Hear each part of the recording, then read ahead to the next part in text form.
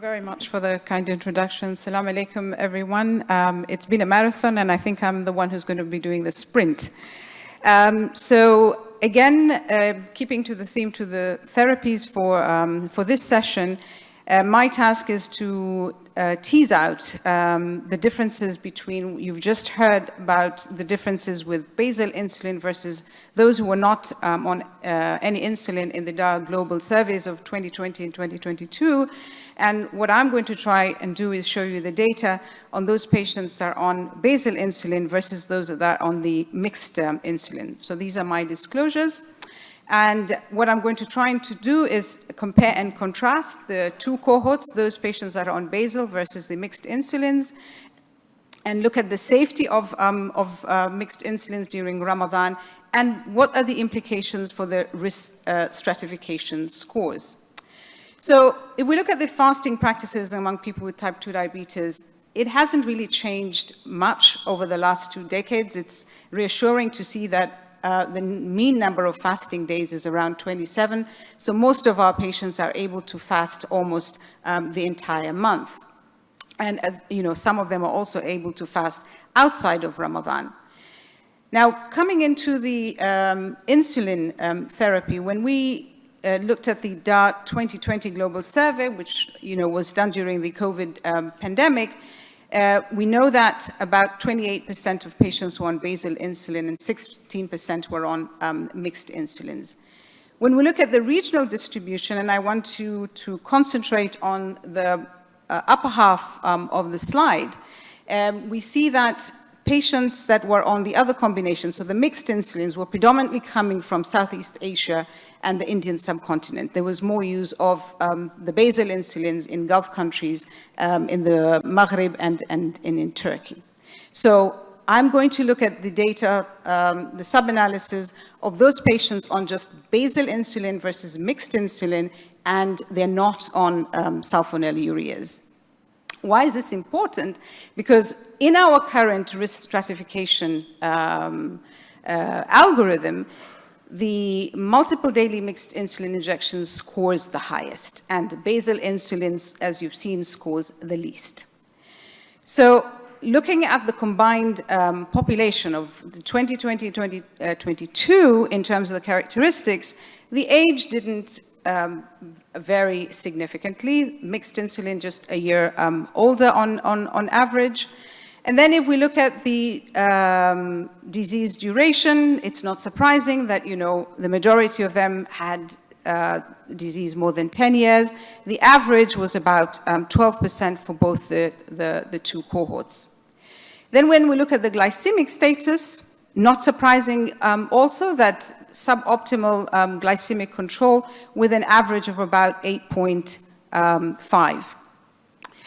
Then if we look at the diabetes complications, here's where we see a difference. There were higher complication rates in those patients that were on the mixed insulin.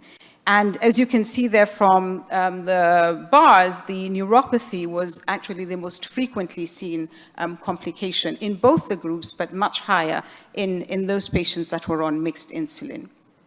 Then we looked at also what other medications, what other anti-glycemic medications were these patients on. And then you can see that there was a higher use of DPP-4 inhibitors, SGLT2 inhibitors, and GLP-1 receptor agonists in the patients that were on basal insulin compared to the ones that are on mixed insulin. This is also not a surprise because, as I showed you earlier, the patients that were on basal insulin were mainly coming from the Gulf, and Maghreb and Turkey. So then we looked at the duration of Ramadan fasting. And as you can see, there was no difference between, whether you were on a basal insulin or mixed insulin, the mean duration of days that were fasted was around 27. So how many days did they break their fast due to any diabetes-related illness?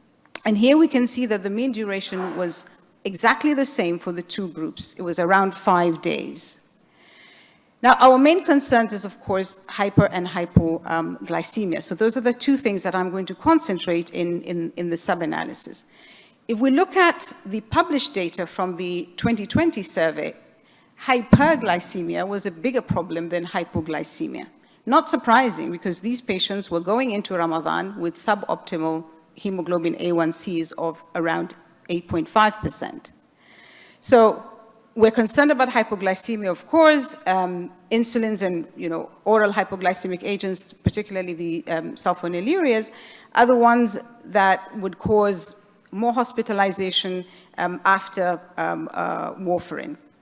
So let's look at the hypoglycemia rates between these two groups. And there you can see, between the basal and the mixed insulin, mean days in which they had hypoglycemia was almost the same. The timing of hypoglycemia between 3 p.m. and Maghrib, so the pre-iftar time, irrespective of what type of insulin you're on. As a result of hypoglycemia, what did these patients do? To tell about the severity of these events, we look at, did they require hospital admission? Did they need to attend the ER? And how many of them actually broke their fast? It's reassuring, actually, to see that a very small percentage actually had to attend the emergency or had to be admitted as a result of the hypoglycemia. And the ones that had to break their fast as a result of hypoglycemia, we had a higher percentage in the patients that were on mixed insulin compared to the basal insulin. So then again, we were talking about, self-monitoring of blood glucose, and you've already seen the data brilliantly presented this earlier in the day.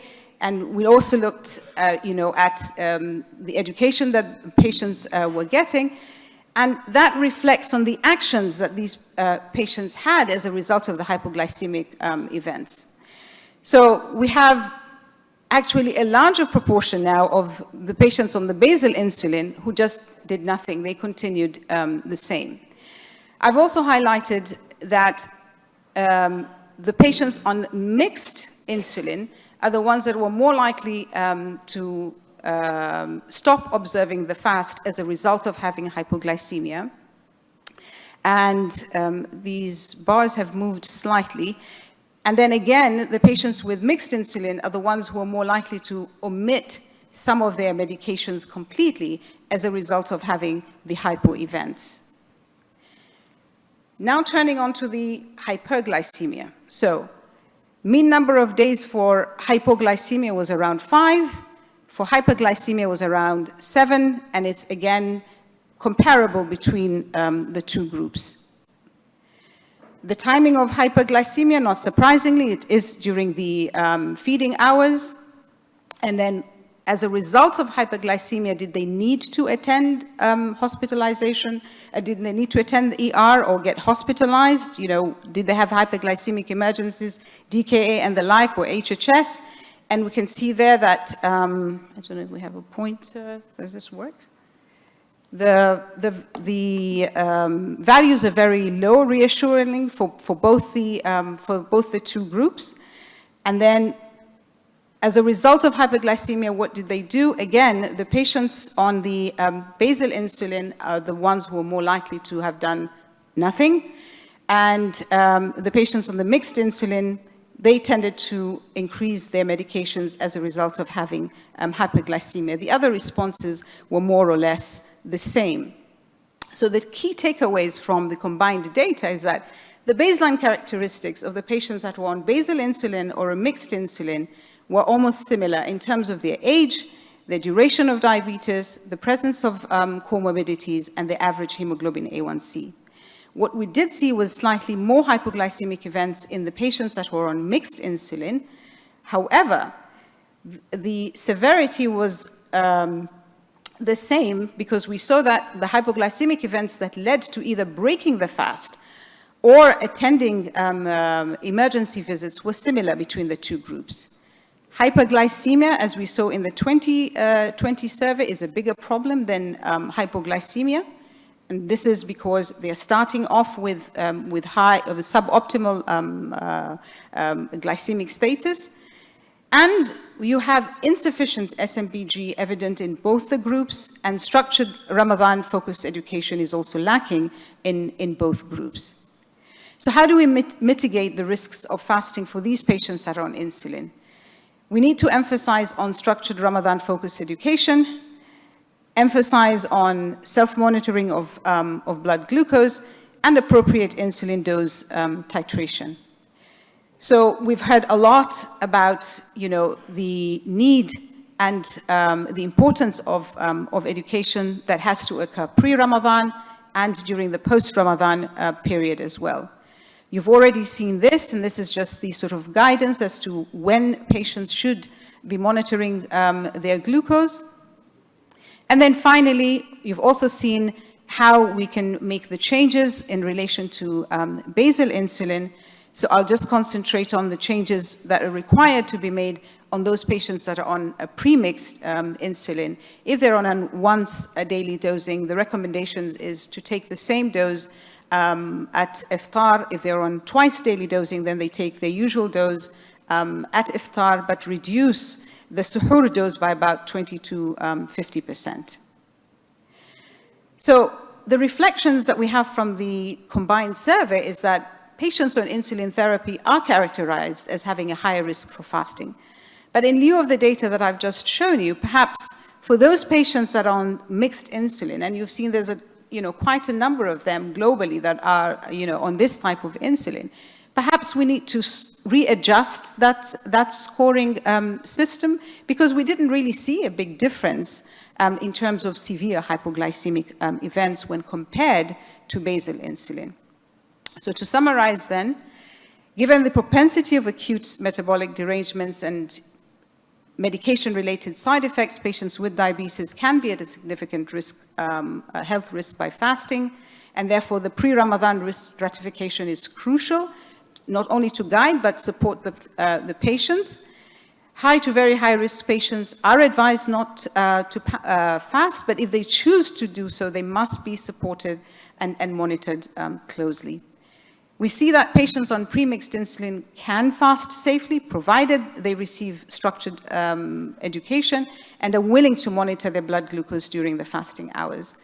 And of course, the post-Ramadan assessment also becomes very necessary in order to review their glycemic status and make necessary adjustments in their medication. It was a sprint. I finished before my time, and thank you all for your attention. I look forward to the panel discussion.